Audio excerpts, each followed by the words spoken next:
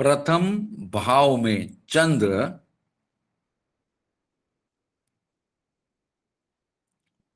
प्रथम भाव में चंद्र, पांचवें भाव में मंगल, पांचवें भाव में मंगल और नववें भाव में गुरु, नववें भाव में गुरु।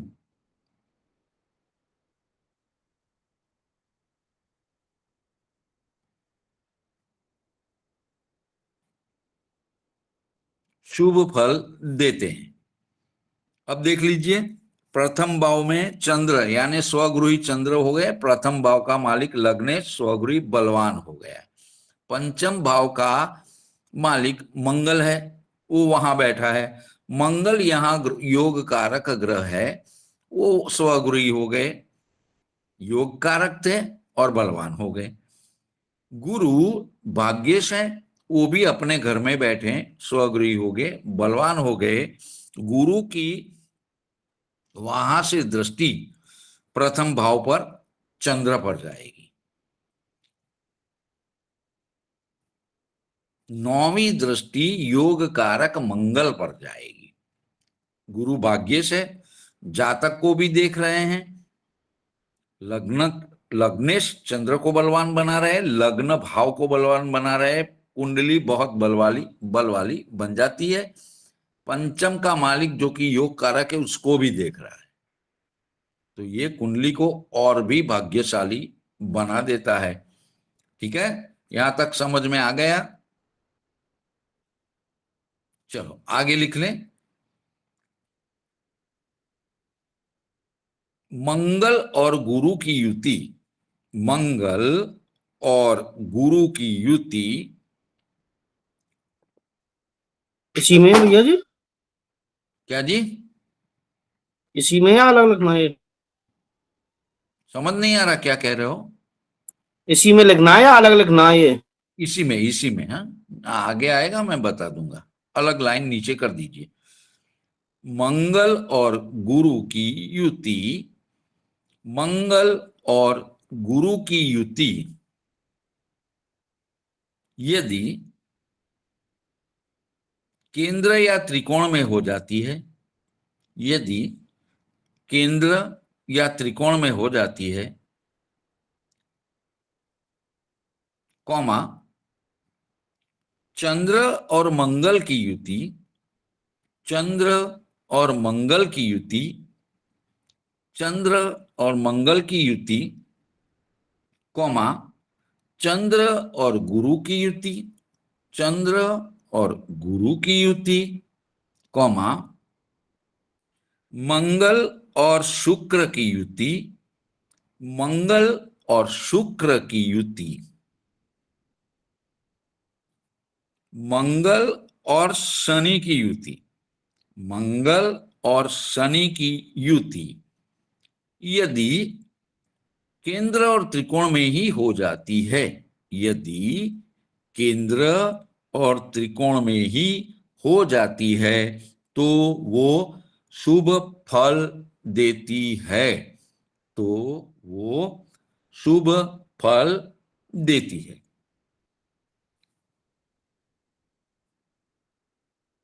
हो गया? चलो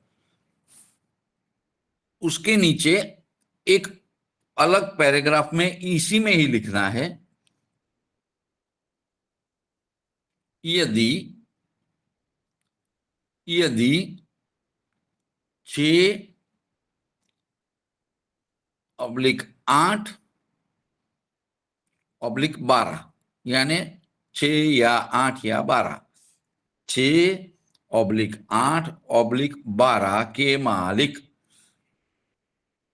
यानी छठवें भाव का मालिक, आठवें भाव का मालिक और 12वें भाव का मालिक, यदि 6/8/12 भावों का मालिक छठवें, आठवें और 12वें भाव में ही होंगे, छठवें, 8वें, 12वें भाव में ही होंगे, तो तो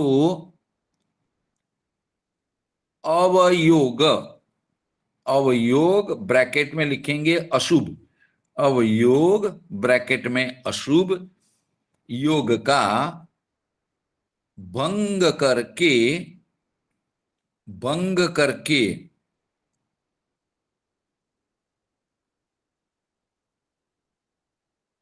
विपरीत राजयोग का, विपरीत राजयोग का फल, फल प्रदान करेंगे।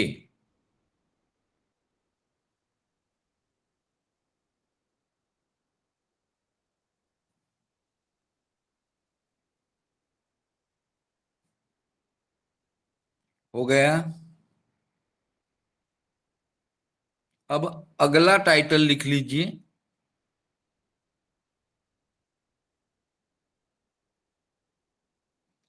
तारक ग्रह, तारक ग्रह।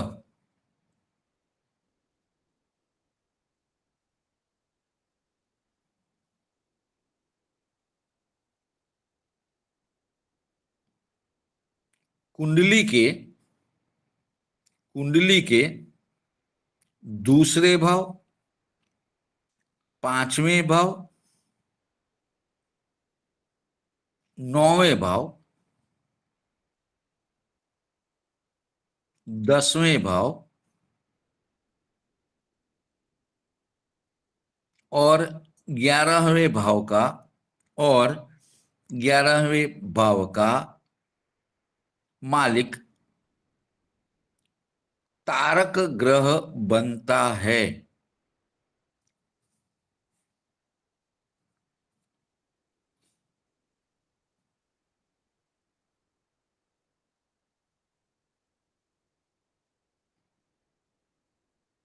घातक ग्रह, घातक ग्रह।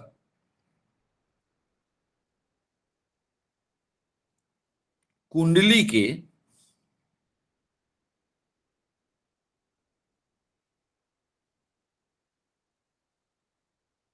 खराब ग्रह, कुंडली के खराब ग्रह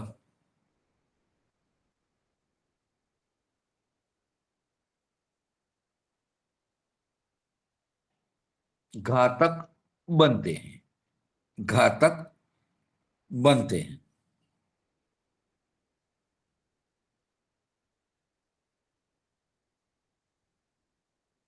गुरु,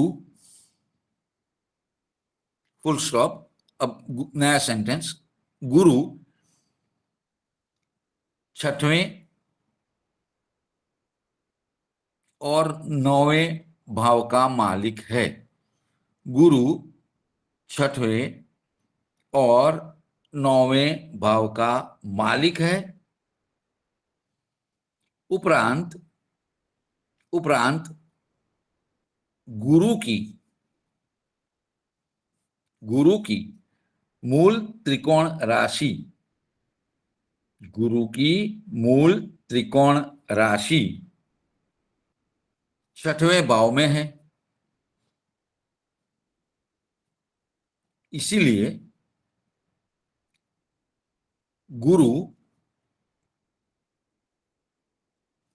पेट के दर्द, पेट के दर्द, पीलिया जैसे रोग, पेट के दर्द, पीलिया जैसे रोग देने वाला बन जाता है, देने वाला बन जाता है। Full stop. नया सेंटेंस,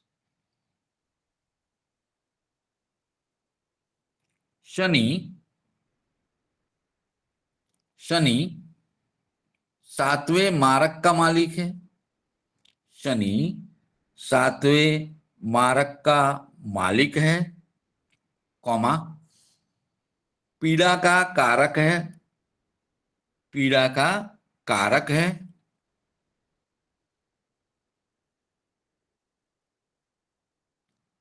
तथा साथ साथ में, तथा साथ साथ में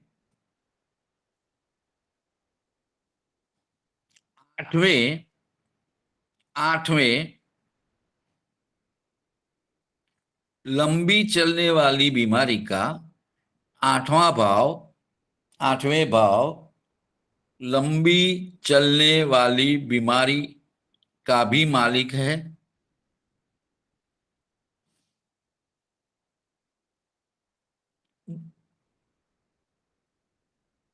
मारक और बीमारी भाव का, मारक और बीमारी भाव का पीड़ा का कारक दो अशुभ भाव का मालिक। मारक पीड़ा का कारक दो अशुभ भावों का मालिक शनि। मारक पीड़ा का कारक दो अशुभ भाव का मालिक शनि यहां घातक बनता है, यहां घातक बनता है।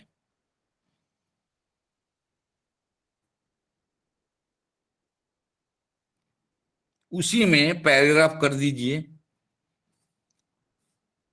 कर्क लग्न में, कर्क लग्न में बुध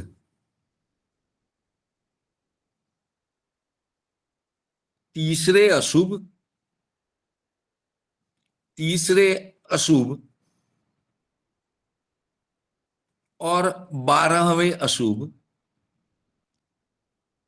और 12वें अशुभ, तीसरे अशुभ और 12वें अशुभ दो अशुभ भाव का मालिक बना है। दो अशुभ भाव का मालिक बना है, इसलिए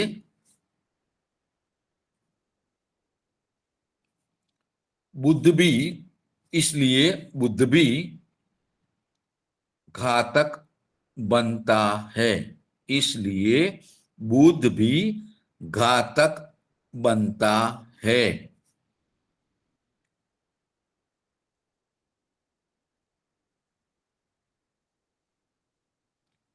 हो गया? अब समझ लीजिए। शनि पीड़ा का कारक, 12वें भाव का नैसर्गिक मृत्यु का कारक, पीड़ा का कारक, 7वें भाव से मारक बना, 8वें भाव से लंबी चलने वाली पीड़ा दे रहा है।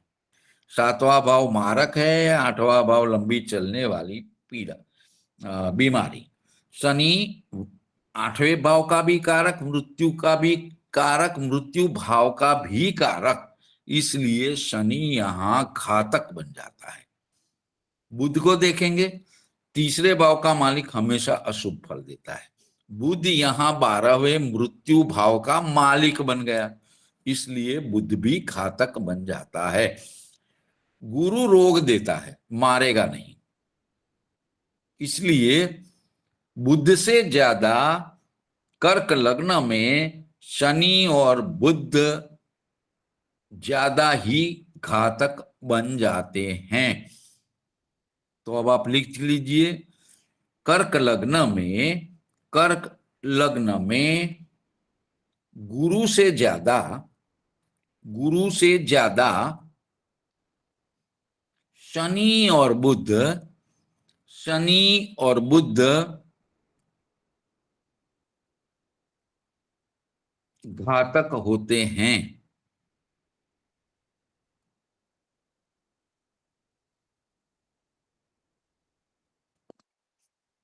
हो गया?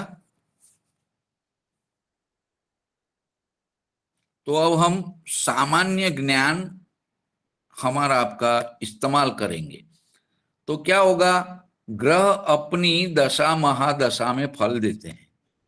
शनि और बुध की दशा अंतरदशा, बुध की महादशा शनि की अंतरदशा, या शनि की दशा बुध की अंतरदशा, जातक को कैसा आएगा समय?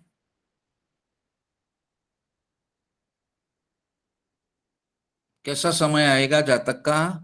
घातक होगा ना। जी घातक होएगा ना, अगर शनि की दशा आएगी वो टाइम पे। हाँ, उसको मृत्यु तुल्य कष्ट। हाँ, पीड़ा मृत्यु पीड़ा तुल्य देगा, कष्ट आएगा, और है ना। पीड़ा देगा, लंबी बीमारी देगा, हाँ, पीड़ा देगा, लंबी बीमारी देगा, ये दुख होगा, देगा जी। दुख आएगा, शारीरिक कष्ट भुगतने पड़ेंगे।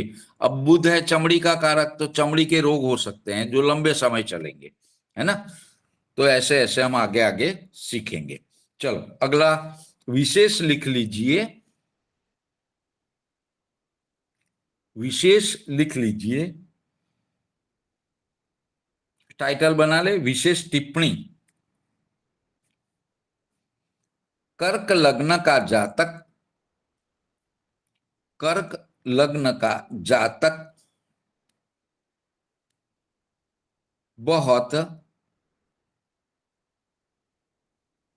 चंचल, बहुत चंचल और नखरे वाला होता है, बहुत चंचल और नखरे वाला होता है। कर्क लग्न के जातक, कर्क लग्न के जातक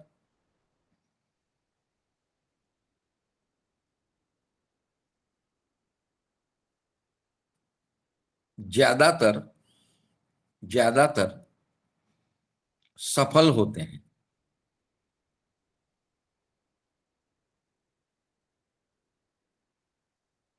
लेकिन कर्क लग्न के जातकों का, कर्क लग्न के जातकों का वैवाहिक जीवन, वैवाहिक जीवन बहुत सारे किस्से में, बहुत सारे किस्से में अच्छा नहीं होता, अच्छा नहीं होता। अब बताए ऐसा क्यों।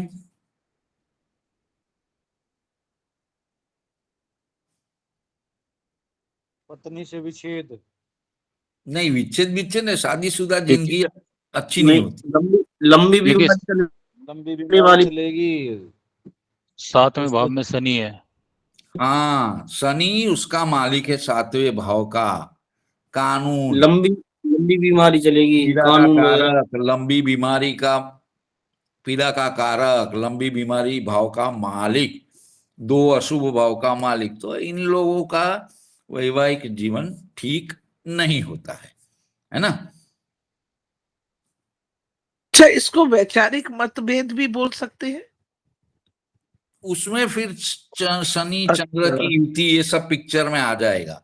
ये तब क्या है, होगा। जो शनि ठीक है ठीक। यहाँ शुभ फल देने वाला नहीं है, अच्छा, इसलिए उनका वैवाहिक जीवन तो इतना कोई खास अच्छा नहीं होता है। जातक की पत्नी रोग भाव से जुड़ी हुई होती है ना, वो रोग भाव का मालिक ही है शनि। लंबी चलने वाली बीमार, हमारा राधा गोविंद जी ने बहुत परफेक्ट बताया, वहां का वो मालिक है, तो सप्तम भाव एक्टिव होगा, कभी ना कभी पत्नी बीमार हो जाएगी, वो वैवाहिक जीवन को इफेक्ट कर रहा है, उस सेंस में है। ठीक है, तो चलो आज मुझे किसी को कुछ पूछना है।